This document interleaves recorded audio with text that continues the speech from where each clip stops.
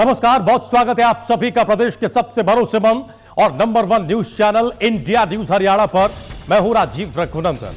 2014 अलविदा कहने को है और इस साल सभी क्षेत्रों में कुछ न कुछ उपलब्धियां देखने को मिली, लेकिन इन उपलब्धियों के साथ ही जराइम की दुनिया के रिकॉर्ड टूटते देखे गए।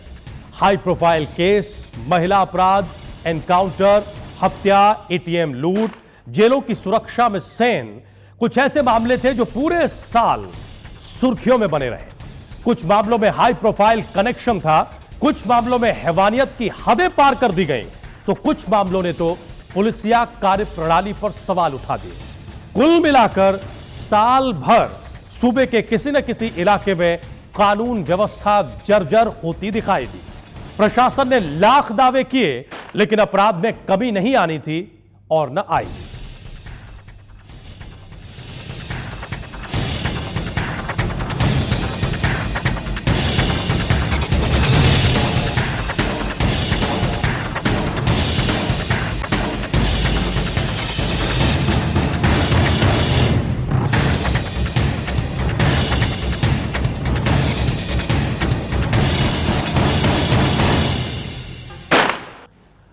निर्भया कांड के बाद महिला सुरक्षा की खातिर सख्त कानून बनाए गए, जिससे कि कोई और महिला हैवानों की दरिंदगी का दंश न झेले।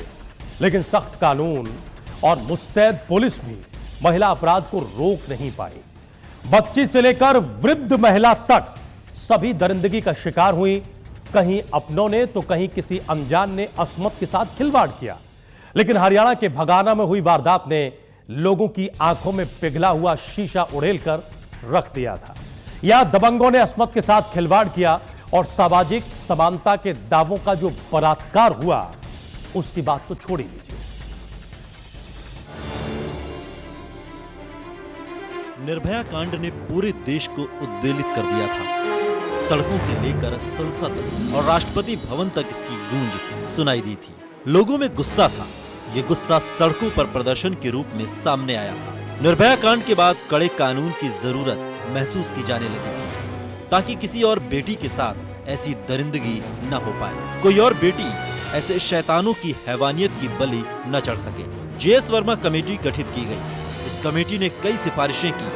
इन सिफारिशों ने लोगों को ये भरोसा दिलाया कि आने वाले समय में ऐसी घिनौनी वारदात वापस देखने को नहीं मिलेगी, क्योंकि महिलाओं के खिलाफ होने वाले अपराधों में सख्त सजा का प्रावधान किया गया था। लेकिन निर्भया कांड के 16 महीने बाद ही 180 किलोमीटर दूर एक खौफनाक वारदात हुई, जिसने भीमराव अंबेडकर के सामाजिक समानता के सपने को चकनाचूर कर दिया। और इंसानियत की जो धज्जियां उड़ी, उसके तो क्या कहने। ये वारदात मार्च 2014 में हरियाणा के भगाना गांव में हुई थी। दरअसल 2012 में हुए मिर्चपुर कांड के आरोपियों पर उचित कार्रवाई की जाती तो शायद भगाना कांड होने से रुक जाता और कुछ लड़कियों की अस्मत लुटने से बच सकती थी। लेकिन कार्रवाई नहीं हुई, तो इसका गंभीर नतीजा भगाना कांड के रूप में सामने आया था। उसके ही विरोध में लोगों का गुस्सा इस रूप में निकल रहा था, जिसकी तस्वीरें आपके सामने थी। मिर्चपुर की तरह ही एक गांव था भगाना। भगाना हिसार से 19 किलोमीटर दूर एक साधारण गांव है। ये वो गांव था जो एक और मिर्चपुर बनने जा रहा था, लेकिन प्रशासन इससे बेखबर था। बस क्या था, आतंक की वो रात आ चुकी थी। ये 23 मार्च 2014 की रात थी। दलित समुदाय की 4 लड़कियां किसी काम से घर से बाहर निकली थी, लेकिन उन्हें नहीं पता था कि उनके साथ एक बड़ी वारदात होने वाली है, जो ताउम्र के लिए दरिंदगी के निशान छोड़ जाएगी। वे घर से कुछ दूर ही चली थी कि 4 दबंगों से सामना हो गया।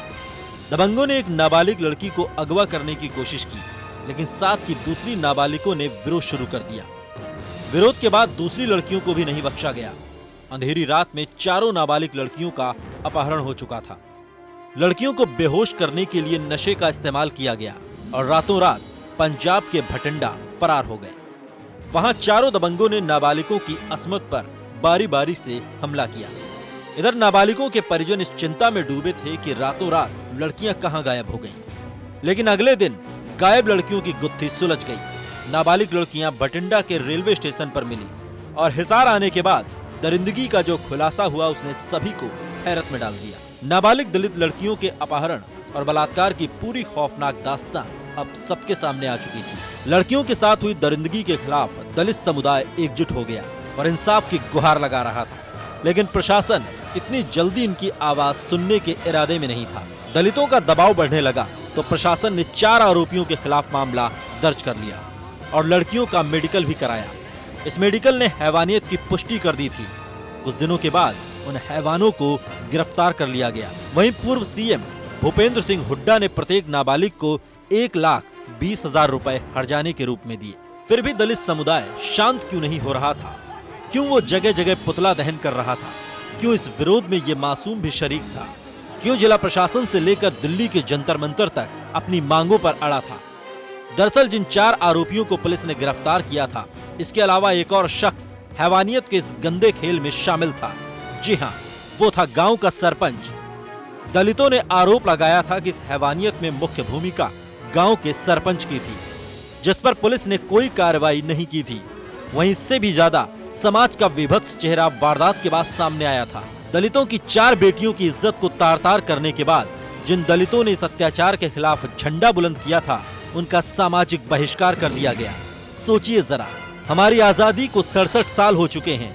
हम आधुनिकता का दावा करते हैं, लेकिन आज भी हम उन मध्यकालीन मूल्यों को ढो रहे हैं और उन गरीब और समाज के आखिरी पायदान पर खड़े लोगों के साथ कितना अत्याचार हो रहा था, ये सबके सामने था। लेकिन दलितों ने हार नहीं मानी और यहीं से शुरू हुई इंसाफ की लड़ाई, जिसके लिए दलित समुदाय हर उस चौखट पर इंसाफ की मांग करने लगा जहां से उम्मीद थी। लेकिन दलितों को कहीं भी इंसाफ नहीं मिला। दलितों ने भगाना कांड संघर्ष समिति का गठन किया ताकि गरीब की बेटी को इंसाफ मिल सके और दूसरी मांगों को माना जाए। इसके लिए जिला प्रशासन से लेकर सीएम तक समिति ने गुहार लगाई, लेकिन यह गुहार बेजा साबित हुई। फिर दिल्ली के जंतर मंतर का रुख किया गया। वो जंतर मंतर जो कई आंदोलनों का गवाह बन चुका था। वे आंदोलन जिसने भारतीय इतिहास और राजनीति को नई दिशा दी थी।